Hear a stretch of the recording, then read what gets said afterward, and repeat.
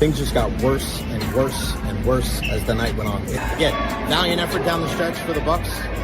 Just too little, too late. Let's go down and let's see what Coach Fletch and the rest of the crew has to say. As always, go Bulls. So let's head into the locker room right now and see what the guys have to say about that one. Wow. Where do the Buccaneers go from here? What an incredible atmosphere. What a good win for the Tampa Bay Lightning. They snapped a 7-game winning streak. How we feeling, Bucs Nation? It's time to party, baby.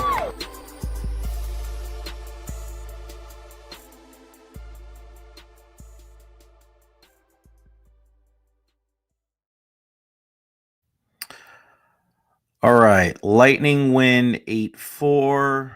7 different goal scorers. Bjorkstrand with 2. Nikita Kucherov with 4 assists. 2 wins in a row. Back in action on Saturday against the New York Islanders on Long Island at UBS Arena at 3:30. And then they return home for a game on Monday nights. And yeah, that is it. When it comes to talking about anything else but whatever the hell happened last night at Raymond James Stadium. I was just kind of sitting here like 5-6 minutes before the show starts and just thinking about the Buccaneers' history and how, in a weird way, this franchise always seems to default to just the absolute pits of despair and negativity and just awful games and troubling losses, heartbreaking finishes. And yes, been very lucky to be able to cover one of the Super Bowls, and that was such a joyous time. But there's been so many bad losses in my 11-plus years of covering this team. And last night was an absolute stinker. That was freaking horrible. We are going to spend the entire show today talking about that loss. The Buccaneers 29-28. Defeat by the hands of the Atlanta Falcons that did every freaking thing possible to give that game away. They committed so many penalties. They actually added security and police officers on the sideline. That's how bad it got. When you watch that game last night and you walk out of that building as I did after 1 o'clock, I wish I could say that I was surprised, but I'm not. Not at all. And on a day like today, I want to hear from you. Questions, comments, concerns, put them there at the bottom of the screen. There is the link right there in the chat. StreamYard.com/4MNQTFCGHM. Join in on the conversation. Shout out to our guy, David Terry, with the $10 super chat. That's the way we're going to keep this thing rolling, man. The $10 super chats. And also our partners, Honest Hammer Custom Builders, Ever Health. Shout out to my guy, Will Hawkins, the best umpire in all the lands. But that game last night was absolutely embarrassing. Embarrassing. And you heard it from Tristan Wirfs. And if you didn't, I'll play it for you right here because I was there. And this is the reason why you want to be at these games. It's one thing, you can cover these games at home. That's fine. But being in the locker room is just completely different. And last night, I tell you what, I've spoken to Tristan Wirfs a lot over the years. He's always very honest, always very transparent. But last night, Tristan was on a completely different level. And honestly, can you blame the guy? I mean, we lost to the 2-10 Saints, and we lost to, I don't even know what his record is. So, at home, up 2 scores.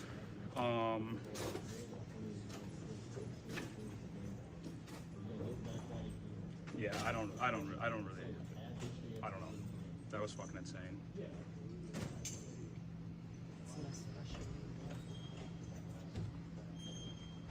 I think losing to the Falcons at home.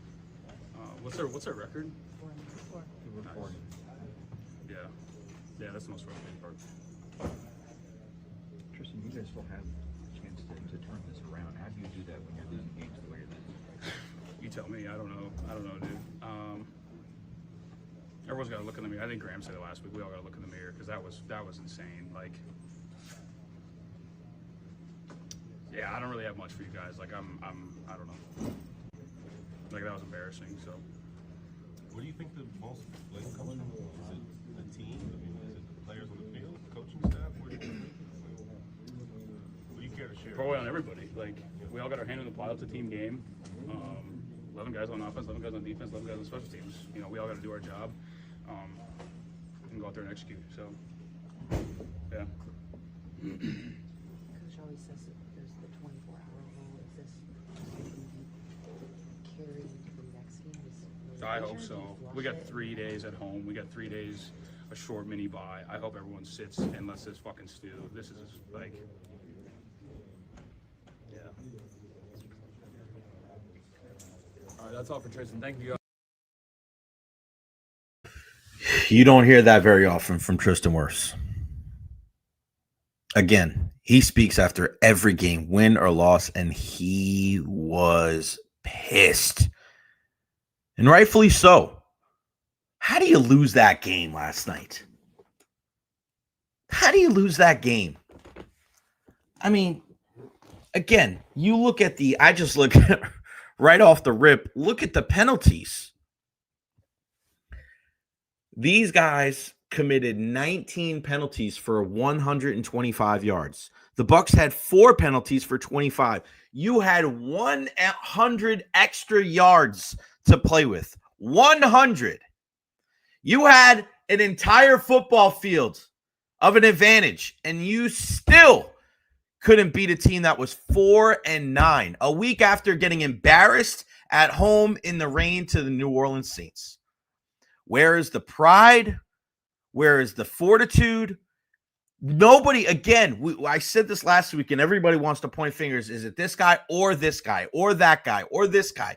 Listen, if your name's not Mike Evans, if your name's not Jalen McMillan, there's plenty of blame to go around.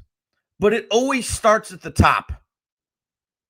Jason Licht did not do a good enough job of fortifying this defense. Todd Bowles is a defensive-minded head coach. I'm not talking about defensive genius or any of that shit because he does not deserve to be called anything like that. When you're getting slashed and gashed by Kyle Pitts, who a lot of people think is a first-round bust, who doesn't do jack shit against any other team in the National Football League. And he goes out there and he looks like the reincarnation of Kellen Winslow, Sr., Tony Gonzalez, Rob Gronkowski, 166 yards and 3 touchdowns. He was unbelievable last night. You guys made him look like the greatest tight end of all time. Bijan Robinson, that guy could do no wrong. Nobody can tackle him. Even 2 or 3 or 4 yard gain. Like there was one play last night where they stopped him behind the line of scrimmage, and there was like this Bronx cheer from the stands. Wow, look at finally did something. The pass rush. The pass rush. Everybody wants to complain about like, oh, didn't blitz this, didn't blitz that. Bro, did they have a sack in the first 3 quarters? The sack came at the end of the game. They were blitzing in the first 3 quarters. They still didn't get home. To Kirk Cousins, they sacked Baker Mayfield 5 times last night. 5. James Pierce Jr. had a couple. Man, that's what happens when you draft a guy. Oh, look, Jalen Walker had a half a sack. That's what happens. You invest high draft picks in pass rushers. Look at that. Unbelievable. How embarrassing. On a night where you're wearing the creamsicles, on a night when Tony Dungy's in the house, and all of these different dignitaries, you're honoring the 76 team. You got Dewey Selman firing the cannons. You got Richard Batman Wood in attendance. You got Richard Sherman out there, Ryan Fitzpatrick. You got so many different guys, so many dignitaries. You're on national television. And you gift wrap a game like that right after you lose the game to the 2-win New Orleans Saints. And I just saw the tweet a little while ago of Gerald McCoy talking about, you can't put this all on Todd Bowles. You can't. You sure as hell can, Gerald. And this is not coming from a guy, and you guys know this. This is not coming from a guy that has been fire Todd Bowles, fire Todd Bowles, fire Todd Bowles. I haven't been that guy. But you are the leading man. The buck stops with Todd Bowles. When guys don't do their jobs, when you're constantly bitching and moaning about the players not being in the right spot, it's your scheme. They're your players. You can't fire all 11 guys on defense. There are other teams out there that have been dealing with more injuries than the Buccaneers have on the defensive side of the ball, and they don't look as putrid as they did last night. The excuses are up. The reasons that Todd Bowles should stay, they're as flimsy as they've ever been. Last night, in my mind, was the beginning of the end of the chapter of this version of the Buccaneers. The beginning of the end. Because next season, this team is going to look a whole hell of a lot different. You're going to have a different head coach, a different offensive coordinator, a different defensive coordinator. I doubt Mike Evans comes back after what I heard from him last night. I doubt Levante David comes back. That game last night was as bad as it was embarrassing. What an embarrassing performance for all of those people that were in attendance. Majority Buccaneers fans, but the boos that were raining down as the team was coming off the field last night, I haven't heard that in a long time. A long time. All right, let's go to the line. What do you got, buddy? Man, what's up, man? Good morning on Morning. disappointed Thursday Night Football. Disappointed. Yep. You got that right, buddy. What's your name? My name's Eric. What's up, Eric? What disappointed you the most last night, Eric? After blowing a 14-point lead. Yeah. And you know what else is the worst part of it? Todd Bowles been here he's been here every year. First round. If we make the playoffs, he still needs to be fired.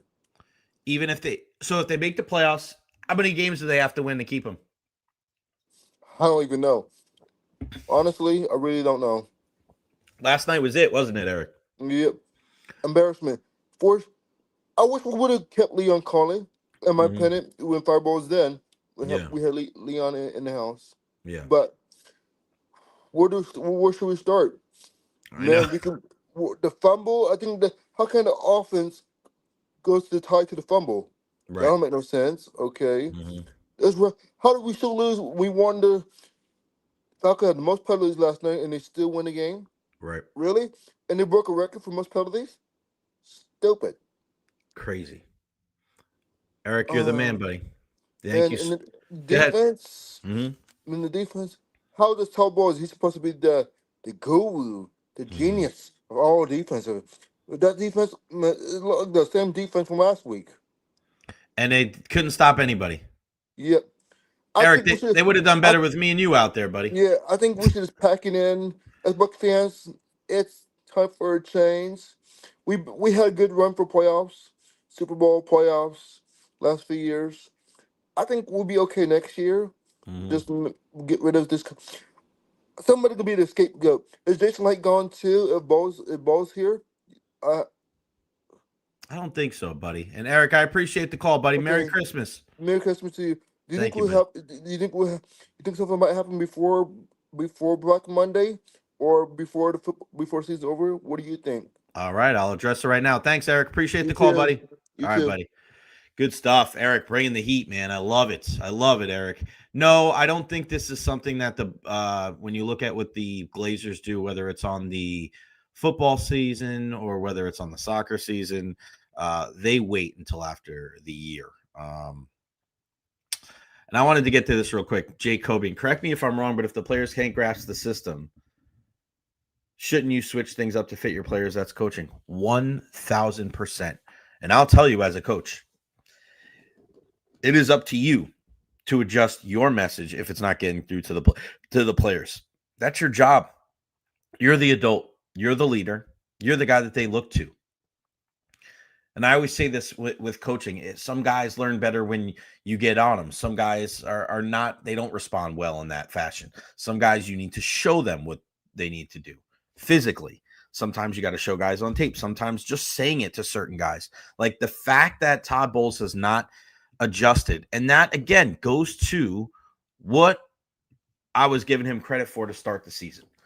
The adaptations that he was making, the changes that he was making to his team. And it's gone all out the window.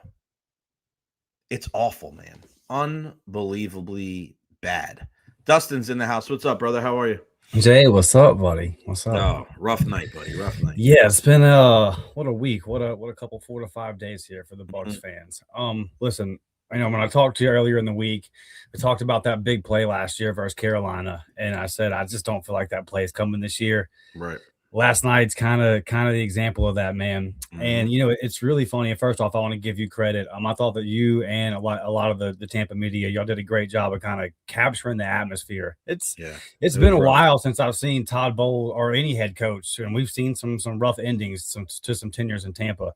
To come off the booze like that, that was a rough scene. And then I know what it's like to be in those locker rooms like that, man. Y'all did an awesome job of kind of catching the vibe. It definitely, you could feel it. Like, okay, this one hurt. And it kind of, like you said there a minute ago, it felt like the beginning of the end. At SEC Media Days, my network, we sat down with Hugh Freeze. I cover Auburn. And one thing that he said was, I'm no dummy. He said, I understand that in my first 2 years up until that point, that the defense has kind of held this team together. And he said, we can't continue to be bad at what I was brought in to fix. We can't continue to be bad on the side of the ball that I'm supposed to be the guru, that I'm responsible for. And I'm looking at Todd Bowles and I'm thinking Dave Canales promoted to a head coach at Carolina, who very well could win this division. Right. Liam Cohen promoted to a head coach right up the road there in Jacksonville. And look, the defense has been, it hasn't completely fallen off a cliff under Todd Bowles until kind of this year, but it's definitely been spotty and it's had its moments. The point I'm making is you can look to it and say, buddy, a lot of your success, the offense kind of drug you to it. Yeah. And the side of the ball that you're responsible for is been the problem most of the time. They definitely don't ever step up and get a clutch stop. Look, bad pick from Baker last night, sure. And he's been bad over the past couple of really month and a half, and I'm not making any excuses for him. But I will say on a short week, I think 28 points at home should be enough to win you a football game with a defensive-minded coach. Yeah. At the end of the day, a 14-point lead at home in the fourth quarter. Interception be damned, and it was a bad one. But, you still got to step up and make the stop. And Baker's been bad. There's been some bad turnovers, and we can point to sometimes he's put this team in a bad position. But we can also point to some times where we can say, hey, he made the play here to get the Bucs a win. There are wins on this schedule, on this team's record right now that Baker Mayfield got. Win, and maybe I'm missing one, but when has the defense made that play when they had to? 3rd and 28, 4th and 14. You can't get off the field on Thursday night primetime football. And when you have to have it, it goes back to the conversation that I had with you a couple of days ago about there just being no juice. And it's just it's stuck, man. And you saw we've seen Mike Evans for a decade. He's the consummate pro. I haven't seen him that frustrated. I mean, he looked frustrated. He looked fed up, and it's because those early Bucs teams he was on, Jay, they were supposed to go 4-12. Yeah, they were supposed to be bad. This team's not supposed to be at this point, and everyone kind of sees where it's going. So, just really, man, I think just in the last 4 to 5 days, it definitely feels like, and I'll get off here, and I want to ask you this. I was at the Auburn-Kentucky game, and when Auburn lost 10-3 to Kentucky, which was bad, and it was the end. It was Hugh Freeze's last game at Auburn, and I was in the stadium, and I knew, like, okay, tomorrow there'll be an announcement. Right. It can't go on any longer. Now, the college schedule is a little bit different. You got to fire coaches early to get ahead of things. So that usually doesn't happen in the NFL. But you were in that stadium last night, Jay. Did it feel like, hey, this is over? Yeah. Did you just kind of get that feeling? Yeah, I'm going to get into that in a second, buddy. This is because I'm going to go on a long extended rant here. So thank you very much, Dustin. You've been crushing it. Thank you for the contribution, man. You're killing it. Please call more often. You're doing awesome, buddy. Thank you so much. And I'm going to answer what Dustin had to say, and I'm going to kind of parlay that into my next point. You can cover these teams from home. But there's something different about being in the building. And people ask me all the time, why do you go to these games? Dustin, great job. Great call. Why do you go to these games? Why do you go to all these Lightning games? Why do you go to all the Bucks games? Because what you can infer from what happened last night, you can only get from being there. My Recher's rapid reaction there last night, listening to the boos rain down from the tunnel as the Buccaneers angrily walk back to the locker room. You don't get that from sitting on your couch. To be able to see as soon as the game is over, and I go down every single time with 5 minutes left in the fourth quarter. I watch the end of the game on the TV in the little suite area, and I always see who's the first guy off the field. And as soon as the field goal was through the uprights, Bucky Irving, Rashad White, Sean Tucker, and Mike Evans ran off the field. Mike hitting his helmet on the wall, yelling, 3rd and 28. 3rd and 28. Mike Evans was not happy last night. And as I walk to the room, and I'm sitting there in the room, and I hear Todd Bowles, and I'm sure that you heard him last night, but if you didn't, let's play it right here. This has gotten a lot of rub. But if you didn't hear Todd Bowles last night when he was asked about the loss and asked about the message to his team, oh boy, buckle up. This profanity-laced response from Todd was something that, honestly, I've never heard from him before. And I'm going to tell you what this reminded me of here. This is Todd Bowles. It's inexcusable. You don't make excuses. You gotta fucking care enough where the shit hurts. You gotta fucking care enough where the shit hurts. It gotta fucking mean something to you. It's more than a job. It's your fucking livelihood. How well do you know your job? How well can you do your job? You can't sugarcoat that shit. If it was in the fucking excusable, man, there's no fucking answer for it. There's no excuse for it. That's what you tell them in the locker room, in the fucking mirror. Well, Todd, 7 F-bombs in 28 seconds. When I hear Todd speak like that, you know what it sounded like? It sounded like another time when I was in that room. And I'm sitting there after a game, and I'm looking up at that podium, and I'm listening to Dirk Cutter. And they're asking Dirk Cutter, what do you got to do to fix this? And Dirk Cutter looks at all of us and he goes, I don't know. In that moment, I knew Dirk Cutter was done. That was it. Bye-bye. You are the guy that needs to have the answers. And again, I go back to what Gerald McCoy was tweeting out before, and with everybody, if you want to defend a guy like Todd Bowles on a day like today, and you want to say, well, you know, you got to put some of the onus on the players. Again, this isn't, oh, it's Todd and not the players, or it's, oh, it's the players and not Todd. It's everybody. It's everybody. But if you want to stand up there and you want to blame your players for what they're not doing, you are the guy that puts them on the field. You are the guy that puts them in their spot. You are the guy that gets paid to have the answers. That's it. That's it. The buck stops at Todd Bowles. That's it. You can't get a pass rush at all. You got 1 sack against crusty, dusty Kirk Cousins, making him look like freaking Joe Montana out there.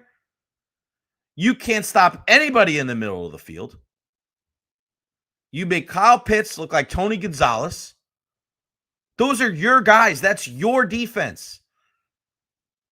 Do they have to get blamed? 1,000%.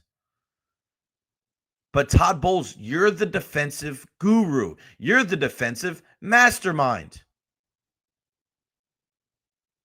You're not good enough. You're not good enough. And the players aren't good enough. Deion Jones, that's who's out there. Deion Jones, Levante David, my goodness. Everybody, you're not saying the quiet part out loud, but Levante's had a rough year. He has had a rough year. No bueno.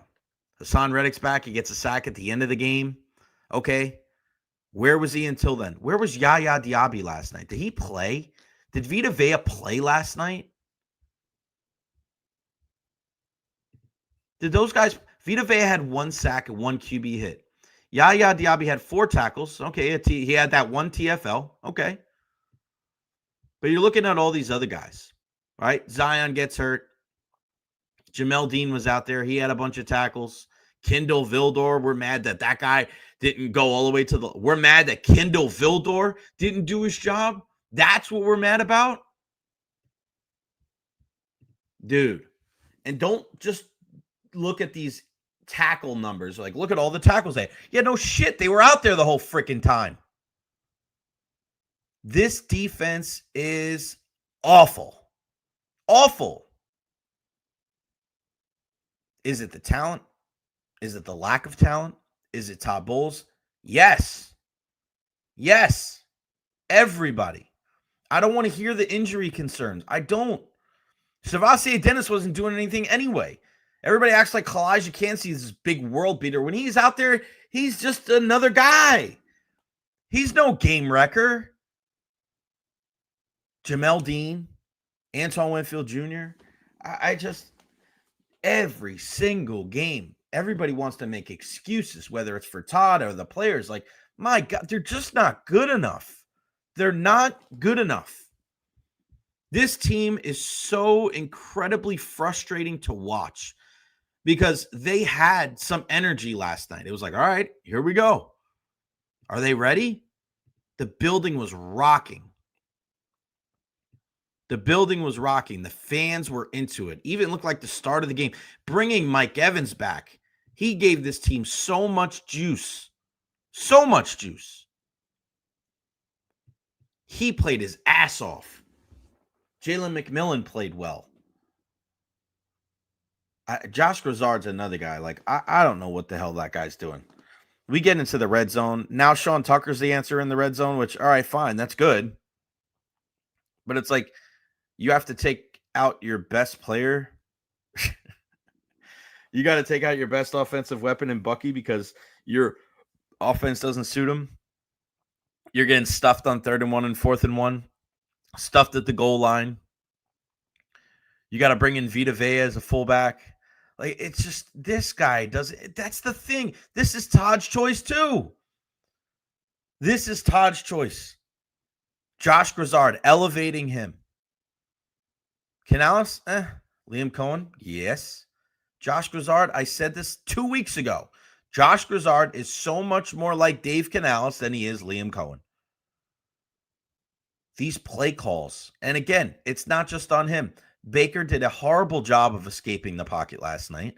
He made some terrible throws. The interception is inexcusable. Throwing the ball at the end there when Falcons have no timeout. It's like, what are you doing? This team, head-scratching decision after head-scratching decision. And you looked at this team and said, man, there's veterans in the right place. This should be a smart football team. Is this a smart football team to you guys? When you're watching this, do they look like smart football players? You may not be as talented as everybody else, but shit, man, you better be prepared. You better be smart. You better not have a lack of communication. Why is this team still having a lack of communication? You saw Baker Mayfield coming off the field. Tez Johnson seems to have run the wrong route. You see the defensive miscues and miscommunication. How does that happen? How does that happen at this point of the season? I tell you what, because this team is not coached well. There is whether you want to blame the difference between the wins and losses on the players or the coaches, we can all agree that there is just kind of a mix-up in the communication. There's a mix-up in the execution. There's a breakdown between the two. We can all agree with that, right? Who does that fall on? It's always going to fall on the coaches. It's your job. You can't fire the entire team. If your scheme is not working, then you have to adapt your scheme to your personnel. And if you don't want to adapt, you'll die in this league. And that's where I think we're headed when it comes to Todd Bowles. Last night was the beginning of the end of Todd Bowles' tenure with the Tampa Bay Buccaneers. I've been speaking about the end of the chapter for the Kansas City Chiefs the last couple of months. This is the end of the Mahomes-Kelsey chapter. They're going to have to reinvent themselves.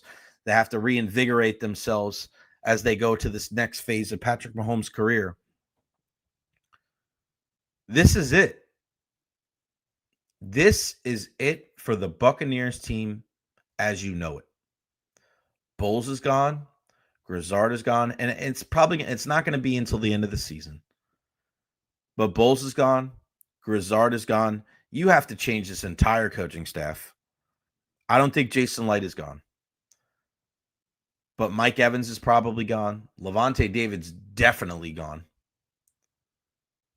This is going to be a completely different Tampa Bay Buccaneers team in 2026. Baker Mayfield's probably still going to be your guy, but you're looking at a team, and again, Rachaad White's probably gone. So you're looking at a team that's going to be Baker, Bucky, Godwin, Abuka, McMillan. You got to get another, tight end probably. Cade Otton wasn't out there last night. You need so much help on the defensive, just everybody on the defense. You need 3 new linebackers. You probably need 2 new corners. You need 5 pass rushers. I just, when you look at last night and when you listen to Todd Bowles last night, he's speaking like a man that's frustrated to the point where he's got no answers. And again, I go back to what I said about 10 minutes ago. That Bowles press conference sounded so much like Dirk Cutter's last press conference as the head coach of the Buccaneers. He doesn't have the answers. When you don't have the answers, you don't have a job very long. That's just the name of the game. It's not about percentage of blame. That's one of the biggest, I think, bullshit arguments when it comes to this entire season with the Buccaneers. What percentage of blame goes to Bowles? What percentage of blame goes to Jason Licht? What percentage of blame goes to Baker Mayfield? Who cares? Who cares? They're all to blame. They're all to blame. We'll get more on Baker in a bit. But as of right now, Todd Bowles is on borrowed time. He is a dead man walking. He's a lame duck head coach. Your team is not responding. Your team doesn't have energy. Your team doesn't have juice. I didn't say that. Your defensive coach said that. Larry Foote told us in the press conference earlier this week that you brought in Jason Pierre-Paul because this team needs energy, this team needs juice, this team needs accountability. What the hell are you doing then? What is your role as the coach if that is what you're doing? That is what you're bringing in. You're bringing in a guy that's been on the couch. He's played just as much NFL football as everybody that's here watching this freaking show. And you're banking your hopes on turning this shit around by bringing in Jason Pierre-Paul? Really? Really? You didn't do enough to address the pass rush, Jason Licht. If you have trouble with juice and energy and accountability, Todd, then that's on you. You've got the wrong guys on defense. You've got the wrong coaches out there. That's not an opinion. That's fact. You're banking on a guy that hasn't played football in years to be the savior? What kind of desperate ass bullshit is that? Really? Really? Everybody wants to talk about fire and energy, and that's I don't care. I don't care about Todd Bowles' demeanor on the sidelines. Do you feel better now that Todd cursed 7 times in the press conference? Does that make you feel, honestly, for those people that are worried about Todd Bowles' demeanor, do you feel better now today because Todd Bowles cursed 7 times? He dropped 7 F-bombs in the press conference? No. No, you still feel like crap because the defense sucks. Who cares what Todd says? I don't care what his mannerisms are. His defense is not good. He could be a freaking mute on the sideline. He could be running up and down going crazy. I don't care. Stop somebody. Come up with a stop. 3rd and 28. 4th and 14. Find a way to take the best player on the other team out of the game in some form or fashion. Bill Belichick used to do that all the time. We're not going to let the best player on the other team beat us. You see it in every freaking sport.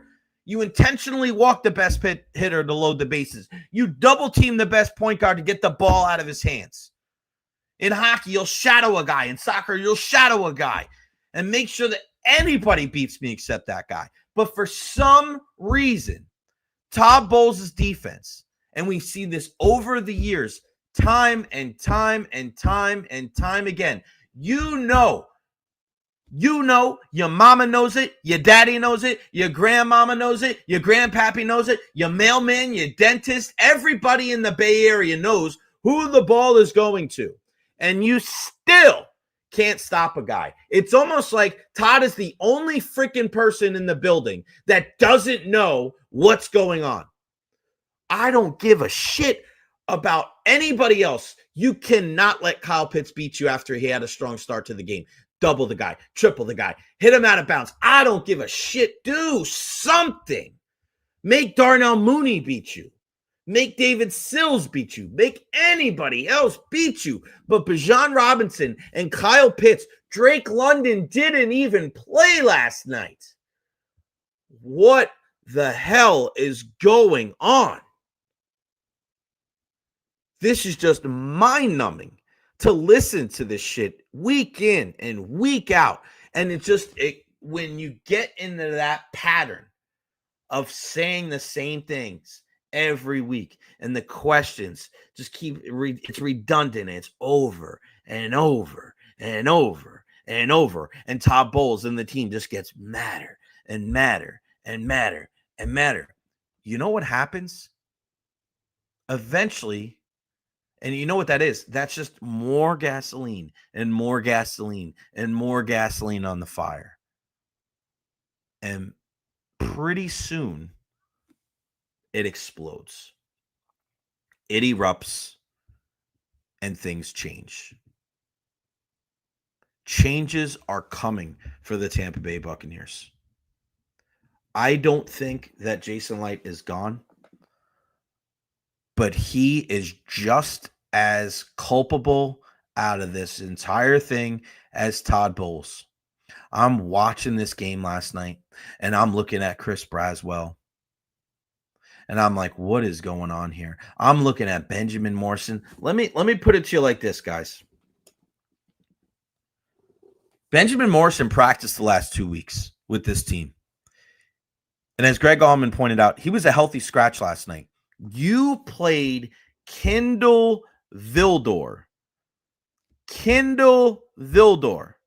on that field. He was out there in a game that you needed to win instead of a guy that you drafted in the 2nd round that everybody and their mother said that if he didn't have the hip injury, he'd be a 1st rounder. He has been horrible this year. Horrible when he's played. Other times he's been hurt. Unbelievable. So Benjamin Morrison isn't out there, a guy that you drafted, Jason, in the 2nd round, and Kindle Vildor is. Kindle Vildor is getting roasted and toasted and burnt to a crisp. He's out there, a guy that couldn't even get on the field in the beginning of the year, and not your 2nd round pick. And everybody wants to talk about Jason Licht and his perfect record when it comes to the draft picks. Really? Really? Maybe you should use some of those draft picks and trade for a mother that can help you rush the passer. We want to laud, we got to hold on to our draft picks. What did Tez do last night? Nothing. What did Benjamin Morrison do last night? Nothing. What did David Walker do last night? Nothing. What did Elijah Roberts do last night? Nothing.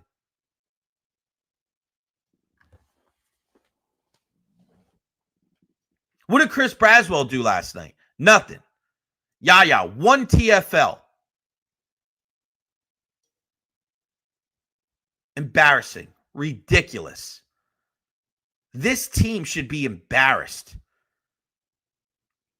This isn't a bunch of schlubs. This isn't a bunch of guys that suck. The offensive line, you have 3/5 of your guys back there. Other than Tristan Wirfs, what the hell are those guys doing out there? I can't even just, you watch this team. It's so incredibly frustrating watching them. No energy and no juice. That's what we hear. No energy and no juice. You can control a lot of things in this world. You can control a lot of things in sports. There's a lot of things you can't control. But you can control your attitude. You can control your energy. You can control your effort. Why are we still having conversations about that? Why? This team is failing and letting everybody down. Shout out to Eddie. Jay, after last night, everyone is in the hot seat. Both showing how to rep Tampa the right way. Can't stay, but will be boots on the ground. Vic, Bowles is definitely out at the end of the season. Conversation probably has started for a replacement. What's our direction? Who should we go after? Chan, Kendall Villar's cheeks. Go watch his highlights from other teams. Now we screwed up on the 3rd and 4th and long. Bowles didn't name him. I will. Vildor is cheeks. And can Mike Evans rush the passers? Asking for a friend. No, he can't, unfortunately. Who is next? Anybody.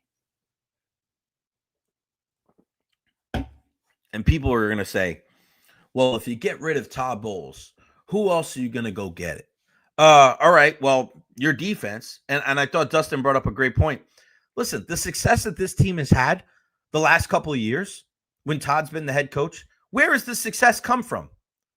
Has it come from dominant defensive performances? Has it come from 3 points, 6 points, 10 points, 17 points? You scored 28 points at home on Thursday night on a short week, and you lost to a team that had 4 wins and their backup quarterback without their star receiver. What are we talking about? Defending Todd Bowles? Nobody defended Todd Bowles more than me in this Tampa Bay area. Nobody. I told you guys to be patient. I told you to wait. I told you that he earned a little bit of a grace period. And for those that stuck with me, I appreciate you. But you know me. There's a spade is a spade. I'm going to call it every single time. Todd has regressed as a head coach. This team has regressed as a whole. This defense has gotten worse.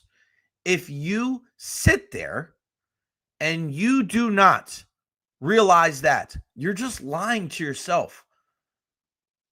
This isn't hating on Todd Bowles. This has nothing to do with him as a man. This has nothing to do with him, as a person. But this is what it is. It sucks. It's bad. You can't rush the passer unless you're playing terrible teams. You had an opportunity to control your destiny, and in a weird way, I know they still do. But does anybody have faith that they're going to beat the Carolina Panthers? Honestly, Carolina is much better than Atlanta and New Orleans, and you got to go to their place and play next week. They have already went into Green Bay and won. They've already beaten the Rams. The Rams beat the dog shit out of the Buccaneers. Why? Why? Jay Bowles asked, you blitzed on 2nd and 28, went out on 3rd and 28 and 4th and 14. Bowles had no explanation. Well, he did have an explanation. His explanation was you don't blitz on those because they could run a screen. I don't see, for things like that, I understand why people are mad when he doesn't blitz, but it doesn't matter to me if he blitzes or he doesn't blitz. This defense is not good enough. They had 3 quarters with no sacks. They had 1 sack the whole game. They didn't not blitz any other time. It wasn't like, oh, they only blitzed the first 2 downs in the fourth, and then, they didn't blitz on third and fourth. They were blitzing all throughout the game, and they still couldn't get home. So to me, it doesn't matter if you blitz or you don't blitz. This team can't do shit. They could have played with 15 guys on defense last night. 15! And they weren't stopping anything. You could have put 22 guys on the field. The Bucs could have had 22 guys on the field yesterday. 22. And Kyle Pitts still somehow would have been open. Bijan Robinson still would have got 4 yards a carry. Does anybody disagree with that sentiment? Anybody? Bijan Robinson making this team look terrible. 175 yards. Kyle Pitts, 11 catches for $166 and 3 touchdowns. Gotta be kidding me. Gotta be kidding me. Not picking up any of the fumbles. 2 fumbles. That 1 fumble as they're driving. I thought the Bucs had the ball. I thought the Bucs had the ball. No, they didn't. No fight. No gumption. No juice. No energy. And you know what a big surprise for me last night was? I was very surprised that there wasn't more people in the locker room standing up and taking accountability. You could say whatever you want about certain players in the Tampa Bay area, but Gerald spoke every game. Levante spoke last night. He speaks almost after every game. Stammer would always speak. Hetty would always speak. Longoria would always speak. The fact that those guys hightailed it out and we didn't hear from Avita Vea last night. We didn't hear from some of those other defensive leaders on this team is complete and utter bullshit. You stand up, you do your job, you speak on behalf of the team. Baker had to do it. Emeka Ibuka stayed and spoke. Jalen McMillan stayed and spoke. Graham Barton spoke. Tristan Wirfs spoke. Michael, I like that. Kucherov would always speak. Michael, you know better than that. Michael, I love that you said that. You know for a fact Cooch ain't speaking. Cooch doesn't speak after he scores a hat trick. He ain't speaking enough. We're good about that. We're good about that. Jamel Dean, did he speak? Antoine Winfield Jr.? Did anybody see any of these guys? Because by the time we got into the locker room, it was a ghost town. I don't like the habit of the running backs getting into the locker room and out of the locker room so quickly. Rashad and Bucky, they could not be found. I don't like that. You're doing it on purpose. You're doing it to get the hell out of there because you do not want to speak to the media. Now, some people say, that's not a big deal. You know, why should we care? It's their job, man. It's in the CBA. Your job to speak to the media. It's not mandatory after every game, but if you're actively trying to circumvent speaking after a loss like that, I mean, what is that? What do you want as a fan? You want to hear from these players, don't you? It's funny because people get on our case at times like, oh, man, don't harass this guy. It's no harassment. We're in Tampa. This isn't Toronto in hockey. This isn't New York. This isn't Philly. Philly's trying to get rid of Jalen Hurts. You just won the Super Bowl last year. You live in Tampa. People are nice to you here. There's tough questions, but it's not any tougher than anywhere else. And it's funny because some people at times you want to get like all this public defender bullshit, like, oh, yeah, be nice to the players. But yeah, but you want all the information. You're trying to consume everything. You want all the info because you're a big fan or you're for betting or for fantasy football. So don't sit here on this and stand on this moral high ground like, oh, leave these guys alone. We shouldn't have to hear from them. Shut up. Shut up. You're just saying that because you just want to act like you're better than everybody else. But when you want the information, when you want the tea, you step off that moral high ground pretty freaking quick, don't you? You should be accountable. You should speak after games like that. You should stand in front of your locker. And I remember this story from Eric Erlinson about a loss that the Lightning had many years ago. And Dave Vanderchuk told the Lightning players, you stand in front of that locker and you answer as many questions as you are asked. That is what a team does. And for all the talk about the culture that Todd Bowles has fostered with this team, I think we can finally say that this locker room is fractured. I kept saying one of the reasons why I was defending Todd Bowles was that you never heard anybody out there complain about this team. Never any finger pointing, no nothing.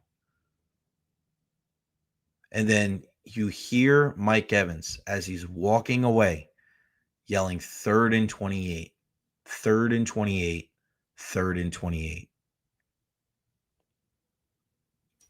You're a Tampa Bay sports fan, aren't you? If you hear the consummate professional, Mike Evans, who this organization went out of their way to make sure that he had 1,000 yards last season, risked winning the game or risked losing the game just so he could get a personal accolade. This guy who just had sustained an injury in Detroit and battled all the way back after breaking his collarbone, that guy, within earshot of the media, is saying 3rd and 28, 3rd and 28, 3rd and 28. If that isn't an indicator that things are bad with the Tampa Bay Buccaneers right now, I don't know what is. And some people say, oh, it's frustration. No shit, it's frustration. But you have the greatest player on the offensive side of the ball in Tampa Bay Buccaneers history audibly complaining within earshot of the media about the defense. We never heard that. We never heard that the last couple of years when this team went on their yearly mid-season swoon. And when they went into the shitter and then somehow found their way out of it. Does anybody think that's coming? Can anybody out there honestly put your hand up and say that this team is going to turn it around and they're going to win these last 3 games, that they're going to win out? Hell no. Hell no. And do I blame Mike Evans? I don't know. Probably not. But that tells you that things aren't so rosy. I guess when you look at how everything is kind of unfolded for this team, it started out so promising. I think that's part of the reason why it's so frustrating. It started out so promising. There was a point in this year. Can you imagine that? Just take a step back for a second. This team lost last week at home to a 2-win New Orleans Saints team with a rookie quarterback. Then they turn right around on a short week at home and lose to a 4-win Atlanta Falcons team with a backup quarterback and without their top receiver. There were people this year, this season, less than 2-3 months ago, that thought the Buccaneers could be the best team in football. There were people out there that thought Baker Mayfield deserved to be the MVP of the league. Wow. Unbelievable. I don't want to hear excuses for anybody. What I want to hear right now is that everybody kill that like button, whether you're watching on Facebook, YouTube, or Twitter/X. Everybody right now, please kill that Like button. Like. A big thank you to Honest Hammer and EverHealth, our partners. You guys are the best. Thank you so much. I know my guy Hammer was pissed off last night. He texted me. If you missed our EverHealth injury report with Dr. Carlos Rodriguez, that was yesterday at 12:30. But this team right now, I'm at a loss for words, even though I just spoke for 55 minutes straight. Kill that like button if you can. Is there a dislike button for the Bucks? Jake Cobian says, maybe. When you're in that locker room, there's that eerie feeling. And it wasn't that feeling that we had years ago where this team just sucked. This team was just bad. It was just them. That's it. What can you do? What can you do? It's just ugly.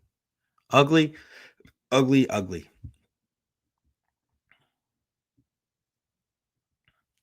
But this team had promise. This team had us believing.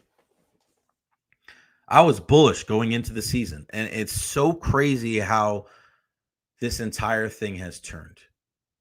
Because going into the season, I was bullish on the Buccaneers because I figured the offense, Grizzard, he was there last year. You're adding a Emeka Egbuka, more continuity on the offensive line.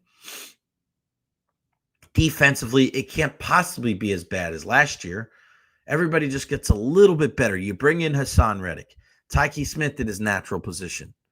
You bring in Benjamin Morrison. You bring in Jacob Parrish. You bring in Roberts and Walker. Another year for Kalijah Cansey, right? Even if everybody's just 2% better, this defense is going to be above average. Who's gotten better on the defensive side of the ball? Anybody? Is there anybody on defense? And this is the thing when people want to talk about players, right? Has anybody played well in spite of the defense? We see players shining all across football, even if they're not in the greatest defense. You'll see a linebacker on a shitty team with like 17 tackles. And it's like, where would they be without him? You see a Myles Garrett, even if Cleveland's terrible, he still finds a way to get to the passer. Does anybody out there look at this defense and go, wow, look at them. They're outperforming everything.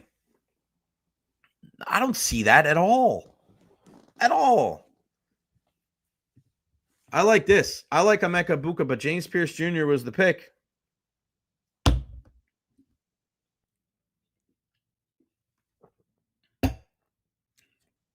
Interesting.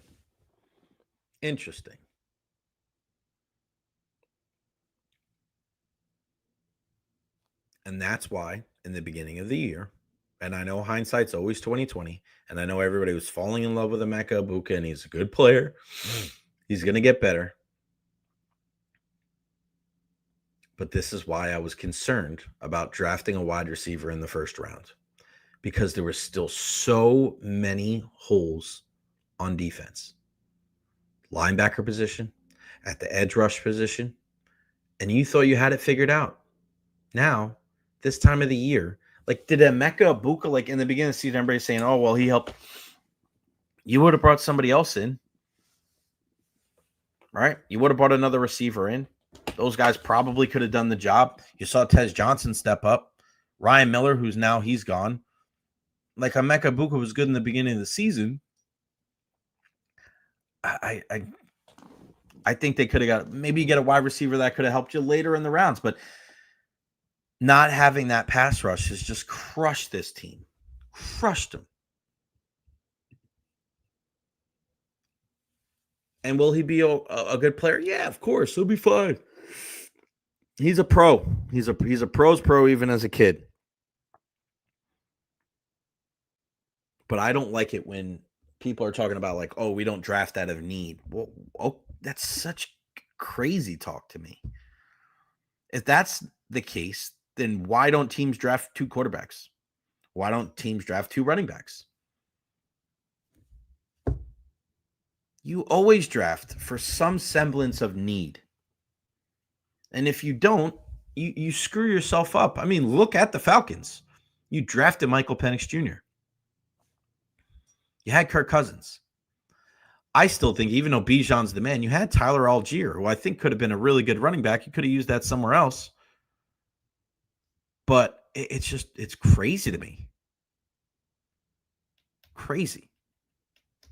All right, questions, comments, concerns, leave them there at the bottom of the screen. If you guys want to join in on the conversation, there is the link right there in the chat, StreamYard.com/4MNQTFCGHM. Click on that link right there in the chat, whether you're on the phone, whether you're on the laptop. So where does Baker Mayfield fit into all this? What is Baker Mayfield's role and what has happened with his Tampa Bay Buccaneer team? He deserves a whole hell of a lot of blame too. And again, I don't like that Baker's just standing on the sideline. Like I'm watching him on the sideline last night, and he's just like, he's so far away from everybody else. There's something going on there. I don't know what it is. I can't put my finger on it. I don't want to talk about how hurt Baker is. If he's hurt, then don't play. He's not hurt enough to make bad decisions. That interception was terrible. That throw on that last drive was terrible. His inability to evade the pressure in the pocket, not good. 5 sacks last night. It seemed like every single time. And again, is the offensive line, deserve some of this blame? Of course. But it seemed like every single direction he slid to last night was wrong. Wrong.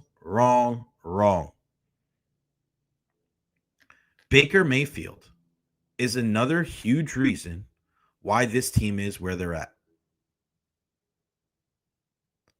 A guy like Baker Mayfield, and we loved him early on this season, and he's taking onus on himself and saying that it's him, and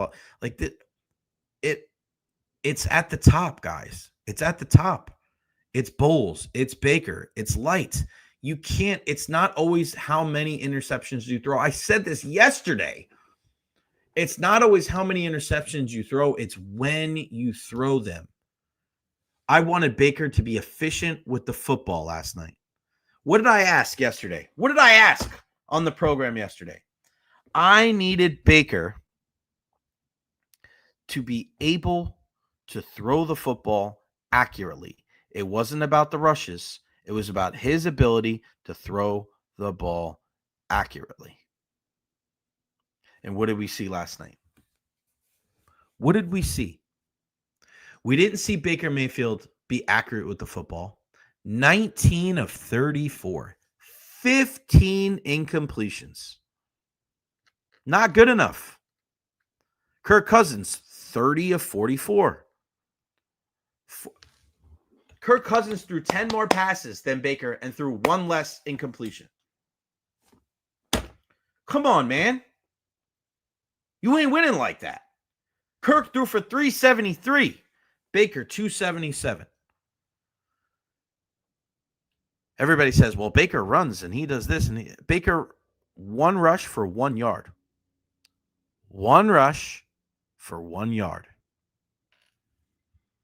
You want to sit here and be one of those people that is petrified and scared of blaming Baker Mayfield.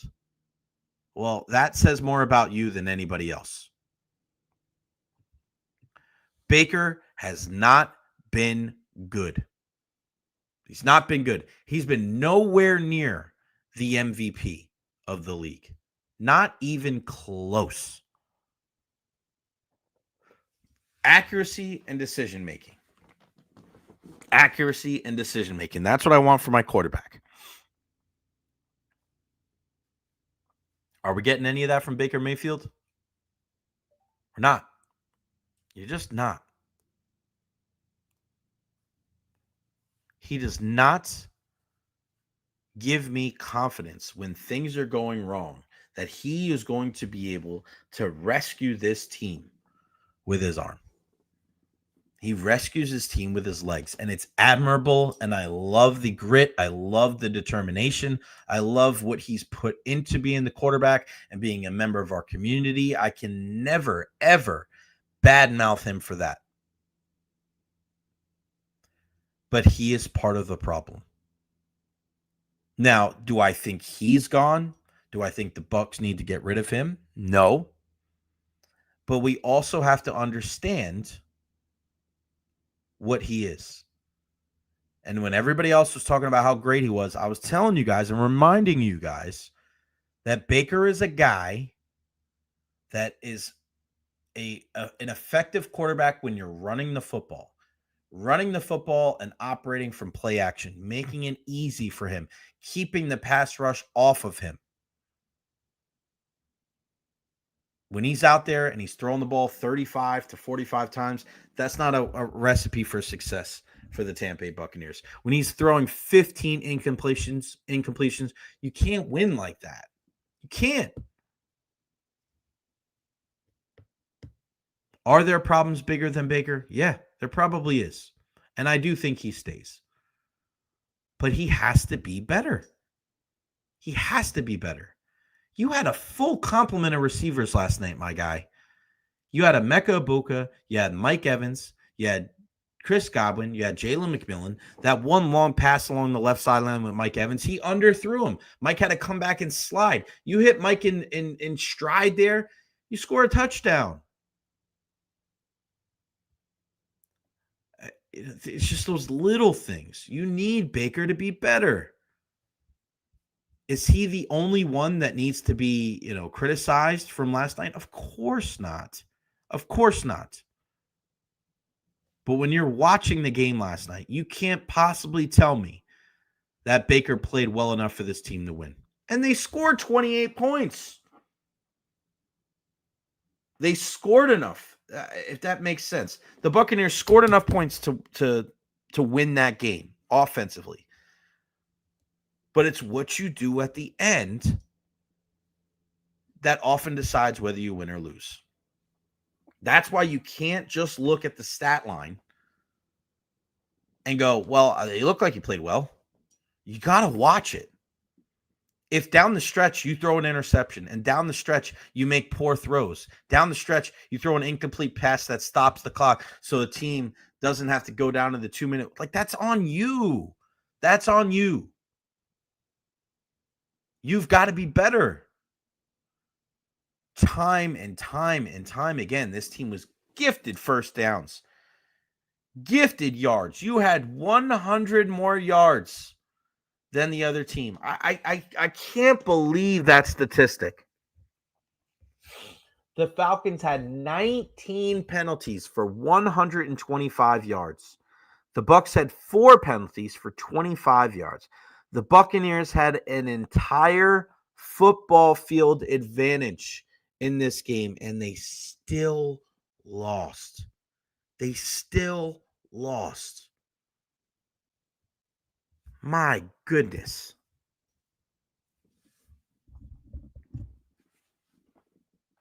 It's on everybody.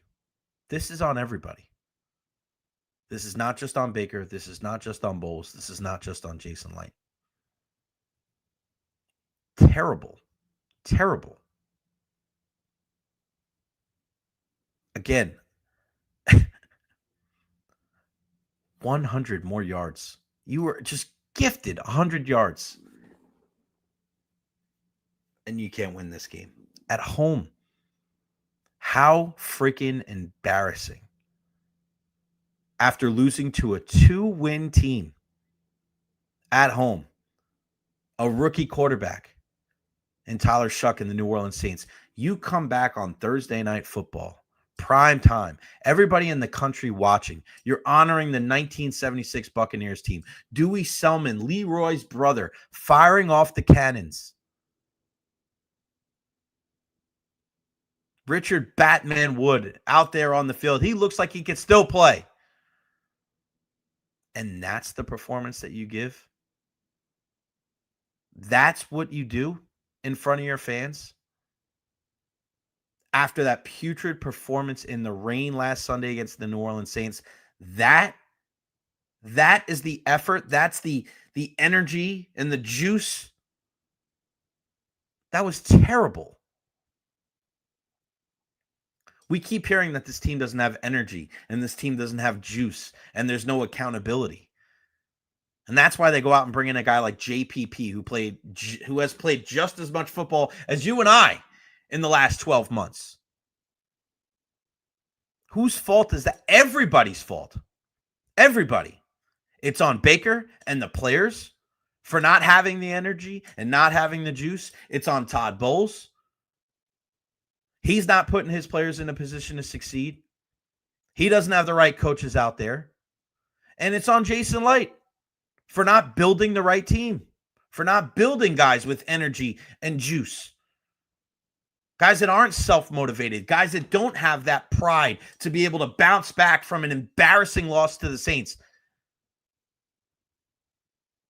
To not put forth a better effort Thursday night against the Falcons, where you give up a 14-point lead at home to Kirk Cousins. That guy can't even move. You sacked him one time. I don't want to hear about blitzing and non-blitzing. You sacked Kirk Cousins one time, and it was in the fourth quarter. Backup Kirk Cousins, who's a mere mortal against everybody else. But against the Buccaneers, he looks like Tom Brady and Joe Montana and Dan Marino. No Drake London. He's not even out there. Kyle Pitts looking like Tony Gonzalez reincarnated. Bijan Robinson. Can anybody stop the guy? Again, you could have had 15 or 22 defenders out there on Thursday night. You weren't stopping Bijan. You weren't stopping Kyle Pitts. You weren't stopping David Sills. You weren't stopping a nosebleed. You weren't doing anything last night. An absolutely pathetic and embarrassing performance from the Buccaneers. Fans are pissed. They want changes. I truly believe this is the beginning of the end of the Todd Bowles era as the head coach of the Buccaneers. You can't keep doing this.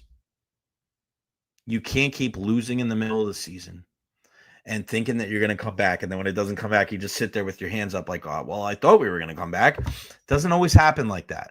And I know there's a video out of like Todd Bowles challenging Tom Brady and the team years ago when they were 6-7 and they came back and won all those games. But think about this. Todd Bowles, you're there and you're putting this on the players, but Tom Brady's not in that locker room. Tom Brady is not there riding in on his white horse, saving this team. That's it.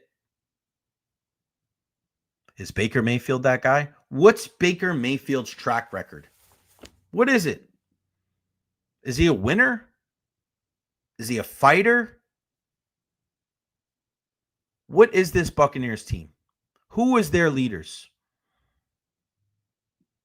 Ian always says, you got to lead from the front. You got to lead because when you put your stuff on tape, you have to be able to be there.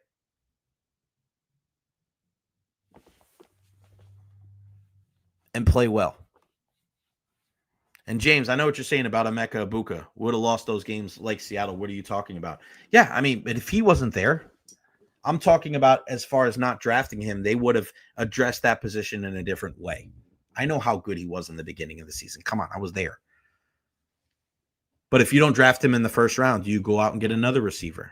That could have helped you. You never know. With different, let's say maybe if you draft James Pierce Jr., maybe you don't get into those shootouts. Maybe you do a better job of stopping Seattle. That's why you never know. It's not just like you put guy in and take a guy out. We don't know that for sure. That's why we're just speculating. But I look at this team right now, and changes are coming. Changes are a-coming with this team. Now, there are, you could say a lot of different things about this team. And again, over the last couple of years, we've been wondering, and people have asked me. People ask me, What about the locker room? What about the culture? And I would tell them, I said, regardless of what has gone on, this team does not fracture. It does not waver. They stick together. Nobody's pointing fingers. You could say a lot of things about Todd Bowles, but that leadership, it has permeated through the entire team.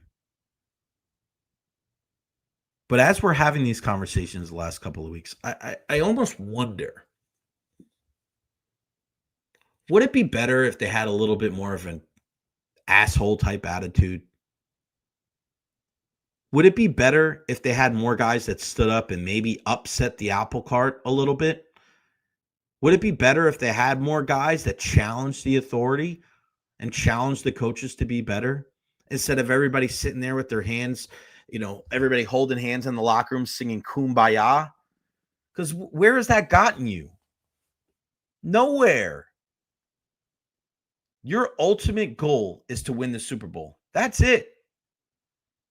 And especially on a team like this, your aspirations were to take that next step, long postseason run. It really was, in my mind, NFC Championship or bust. They're busted right now. They're out. Does anybody truly believe that this team is going to circle the wagons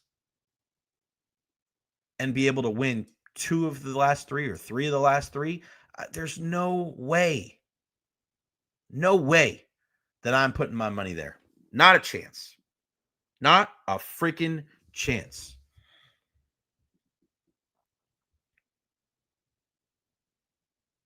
But is it a personnel issue or is it a culture issue? I think culture issue is probably too strong because I don't think the culture is bad. But I don't think it's great. I don't think it's fantastic. Guys, we have to, as much as we want to give our opinions about guys that are good, guys aren't bad. Guys are good, guys are bad. You want to give your opinions about what they should do and firing guys and certain guys. Just stay with me right here on this line of thinking. Okay. Again, I said this before and I'll say it again. I've been saying it all week long, but you saw it again last night.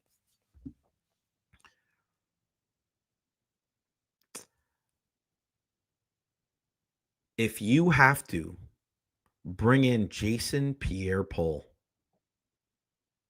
because your team doesn't have energy and juice and accountability, what does that say about the team? What does that say about Vita Vea? What does that say about Levante David? What does that say about Antoine Winfield Jr.? What does that say about Larry Foote and the defensive coaches? What does that say about Todd Bowles? What does that say about this team that you have to go call back a player that is clearly not ready and not in NFL shape?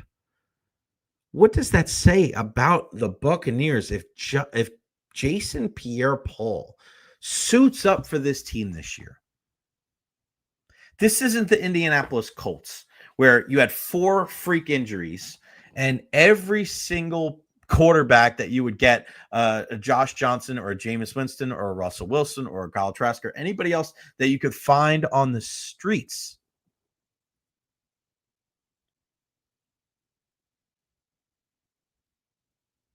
But you're bringing him in to help you with your pass rush. You're bringing him in to help you with the juice and the energy.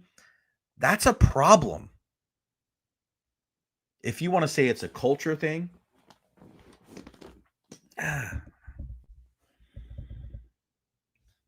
maybe it is. Maybe this team does need to find different leaders then. Because I look at Levante David and I look at this entire thing and I say, he's done.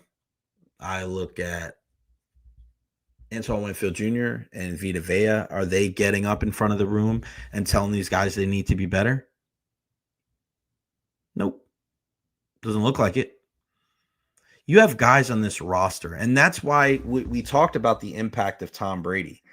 And we look at Tom and we said, The great thing about this team is that they've been able to take what Tom taught them and make sure that they're on their P's and Q's. Every I is dotted, every T is crossed. And there's just a certain level that you have to be at in order to be a top tier professional in the National Football League.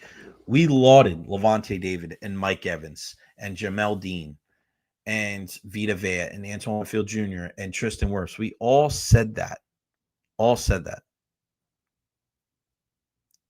But can you honestly say that those guys are holding the team to the same standard as we've seen during the Brady years? If that's the case, you don't bring in JPP. Are there personnel issues? Yes, of course. The offensive line has been terrible. Terrible. I thought Tristan played well last night, but Graham Barton has not taken a step forward. And yes, that goes hand in hand with why Baker hasn't played well. Again, this isn't blaming one person to not blame the next. It's everybody. Everybody. The personnel has to get better. Our guy, like, you look at a situation like Jason Light, thinking that I got to hoard all these draft picks. I value my draft picks. I said this earlier this week. You have to build your team using every single resource you get. Every single one. Trades, free agency, and the draft. It's on everybody. The blame for this is on everybody. Do I put this on Todd Bowles? Do I put this on Jason Licht? Do I put it on Baker Mayfield? Do I put it on Yaya Diaby? Everybody. Nobody is void of blame today. Nobody. I think Todd's done. I think Jason Licht returns. I think Baker returns. But you got to help Baker. You got to help him. We know the kind of quarterback he is. Need to have a better offensive line. You got to have a better play caller. You have to be able to run the football. Right? He's got to be able to make plays with his legs. He didn't do a great job of escaping the pocket last night. He missed some throws. He threw the terrible interception. But his energy, his effort, what he brings to the table, the intangibles, is something that you can't teach that kind of stuff. You can win, it looks like, in the regular season with a guy like Baker Mayfield. When everything else breaks down, can he be the guy to rescue with his arm? We can see with his legs. Can he do it with his arm? Still remains to be seen. But I got no issues with them bringing him back. They have to build the team around him better. But it just also shows you what kind of quarterback he is. We know what level he's at. He's not the guy that's going to be able to deal with 49 sacks in a season. He's not a guy that's going to be able to deal with throwing the ball 50 times and not having a running game. That's okay. You know that. But if you do know that, again, that's why it falls on a guy like Jason Licht. That's why it falls on a guy like Josh Grizzard. Not enough depth on the offensive line. Not a good enough game plan for Josh Grizzard. That falls on Todd Bowles too. Bring in a guy like Josh Grizzard. What grade would you give Josh Grizzard this year?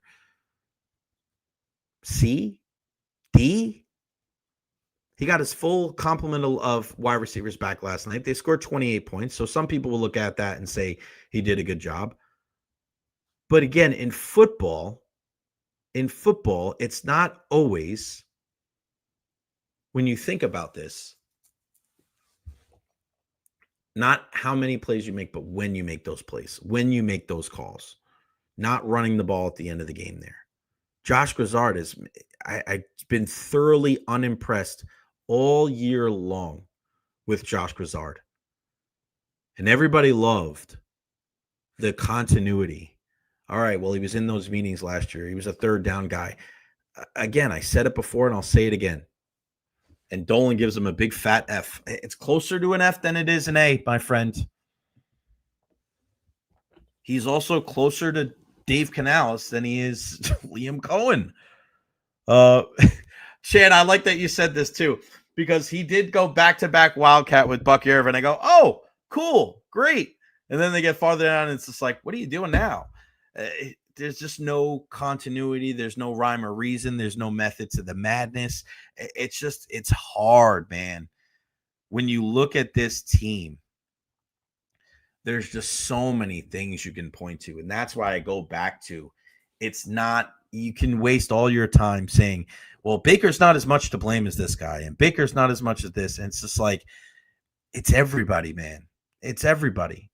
You can't make certain plays at certain times on offense, even when you're ahead. You can't do that.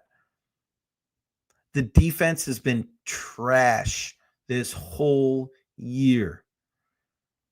The inability to get to the quarterback, it has just killed me. Killed me. And knowing that Jason Licht didn't put forth a better effort to fortify the pass rush is just something that I'm going to continuously not understand and shake my head at. Todd Bowles not adapting his defense to the personnel that he has is going to ultimately cost him his job. There's no adaptations. When you lose a guy due to injury, your entire game plan can't go to shit. He says, well, Kyle Pitts, our plan was to have Zion McCollum on him to cover him. Zion, the guy that got burnt like toast against Devontae Adams in the Rams, the guy that had trouble guarding players, New Orleans Saints. Like, you can't always go in that's what bad coaches do. That's one of those things when you look at coaches, you want to get, you know what good coaches don't do? Good coaches don't blame injuries. Good coaches don't sit there and go, well, we would have done a better job on Kyle Pitts, but our game plan was to have Zion on him. Zion's not freaking Ed Reed. Zion's not Darrelle Revis. Has Zion had a good year? Does anybody out there think Zion's had a good year? He's regressed. So if your game plan was to put a guy that's been playing worse and worse every week against a guy that had 3 touchdowns, that doesn't make me feel better. That makes you feel worse. Kendall Vildor, Christian Izzian, these guys both did not play well last night. I mean, my God. Just so many things wrong with this team. You got Chase McLaughlin. Chase freaking McLaughlin. He's the guy that I hang my hat on with this team. I don't know where this team goes. I honestly don't know. I don't know how this season ends. But judging by what we have seen, judging by what we have heard in the last 12 hours, I have very little faith that this team's going to turn it around. I have very little faith that this team is going to magically find this hunger, this energy, this juice that they've alluded to. The answers from the coaching staff just makes you shake your head more and more and more. You should be able to listen to what your head coach and what your assistant coaches and what your players say, and you should feel good even amidst some poor play and be like, all right, well, they're getting close. They're figuring it out. It was a tough loss, but there's been no silver linings. There's been no moral victories in these games. It has been worse and worse and worse every freaking week. Every week. When I watch this team, I'm a pretty positive guy. I'm a pretty optimistic guy. But if this team is telling us that they don't have energy, they don't have juice, do they expect us to have energy and juice for them? Think about that. You want to talk about the execution. You want to talk about all this different things. And Todd wants to show energy in the press conference by cussing 7 times. And for all those people that think, oh, Todd doesn't show enough energy. Well, he did. What does that do? Nothing. You can't go back and change the outcome of those games. This Buccaneers team is in big trouble. This is the beginning of the end of the Todd Bowles tenure with the Tampa Bay Buccaneers. And it's crazy because of how the season started. 19 penalties. 19 penalties. You have got to be kidding me. And you still lost. You had so much energy and juice, it looked like, from Mike Evans' return. The big catches that he had, the almost touchdown to Jalen McMillan. You got Devin Culp involved. But then the defense, time, it almost felt like watching USF the last couple of years, where the offense would do some good things. You say, okay. And then the defense would come in there and just throw it all away. Throw it all away. The Buccaneers have thrown this season away. Todd Bowles has thrown his Buccaneers head coaching career away. He's a lame duck. He's a dead man walking. Only time will tell. But there's just no way. I don't see there's any way that the Buccaneers retain him. I don't give a crap what his record is. I don't give a crap when he signed his extension. That doesn't matter. Sometimes that's a curse. It's one thing to lose to the Patriots at home. It's a one thing to lose to the Bills and the Rams, two of the better teams in the National Football League. But when you lose at home to the Saints, and then you lose at home to the Falcons, back to back when you need to win these games, there's consequences for those actions. Whether that's players getting moved, whether that's coaches getting fired, that's the nature of the business. And the definition of insanity is doing the same thing over and over again and expecting a different result. Remember Larry Foote told us last week? He told us that our edge rushers are getting better and they're playing well. Does anybody agree with that sentiment? I didn't believe it then. I don't believe it now. I would say this team is on the verge of being in big trouble. They're already there.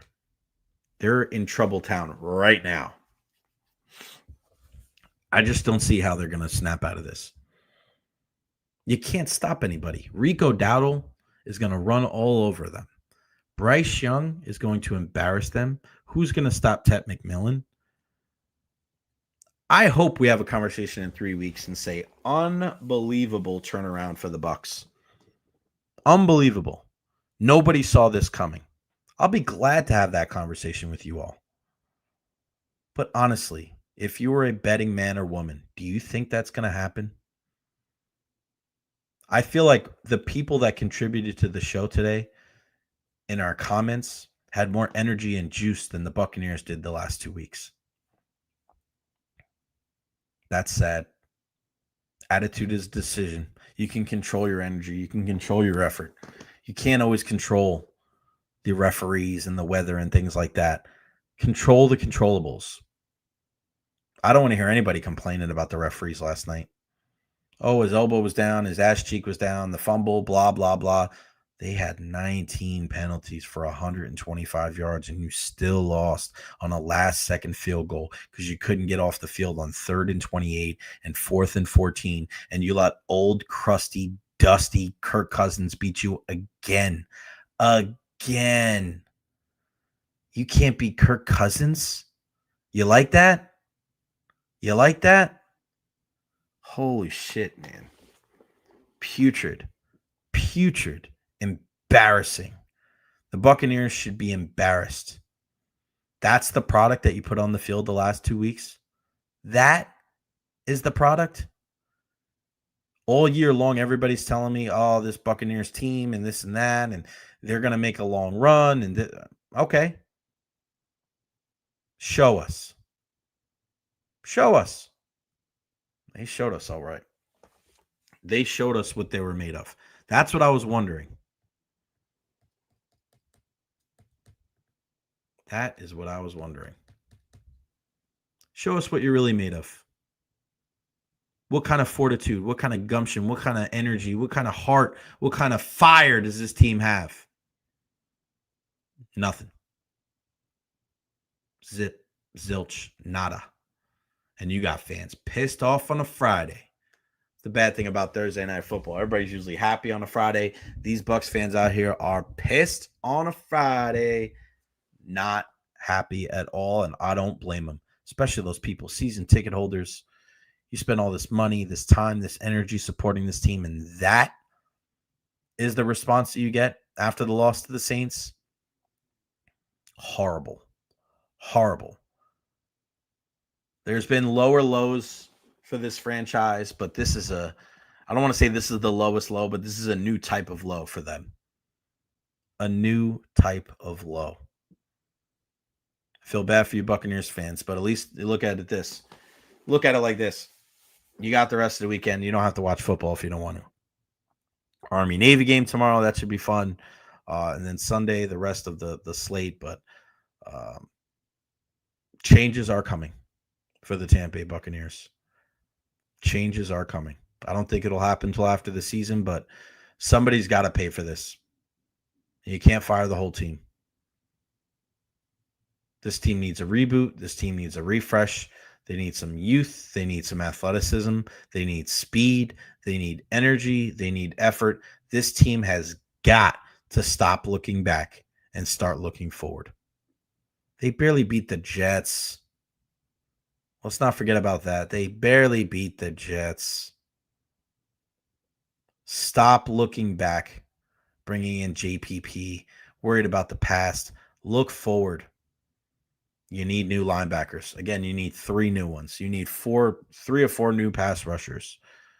You need to fix this offensive line, and you need to figure out what the deal is with Graham Barton. Is he a guard? Is he a center? You got to build the depth there. And you got to figure out where the leadership is coming from. Because I think pretty sure Levante's gone. And if you're Mike, I don't know what you do either. And what happens with Baker? How do you help Baker be the best quarterback that he can be? Because what we've seen the last couple of weeks is not the Baker that we saw early on. He's got to be better. And I think he knows that. I know he knows that.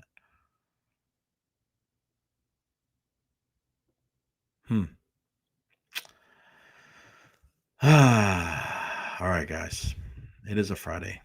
And I hope everybody has a good weekend. I think this was about 97 minutes of me going off on the Buccaneers. I appreciate everybody for tuning in. Make sure you like and subscribe. We're getting closer and closer. I think it's less than 60 subscribers away from 2,000. We got to get there by the end of the year. So please, if you can, like and subscribe. Make sure you follow me on all social media platforms, Facebook, YouTube, Twitter, Twitch, TikTok, Instagram. I am everywhere. A big thank you to Honest Hammer, Custom Builders, Evra Health. You guys are the best. I could not do this without you guys. A big thank you to all of our super chats today. Chan with a couple. Thank you very much, my friend. Victor as well. Of course, Eddie. And then DT always chiming in. I thank you so much, buddy. I'd say good luck to Liverpool, but I'm not going to say that. Team getting younger and younger every year after Brady. We went from oldest to 4th youngest. I thought Morrison and Parrish were great draft picks. Yeah, Levante is old and Jason neglected LB, but that's it. Appreciate you, King. Yeah, I know. And I'm with you, James.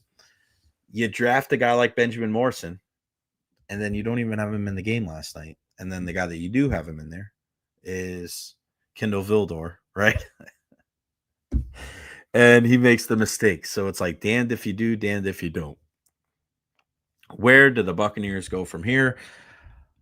I don't know when it comes to them winning, but I do know that they go to Carolina next week. We have 1 more week of shows, 5 more shows to go.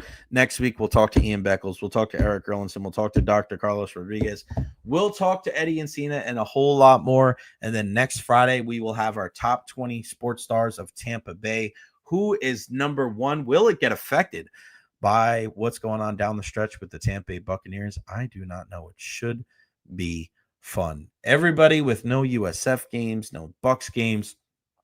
Lightning in action tomorrow. We'll support our Bolts against the Islanders. Going up against my dad's team. That should be fun as well. I love you all. Thank you so much for the support. Again, follow me on all social media platforms at Recher. Everybody have a safe, a happy, and a healthy weekend, and we'll see you on Monday at noon right here on the Recher podcast.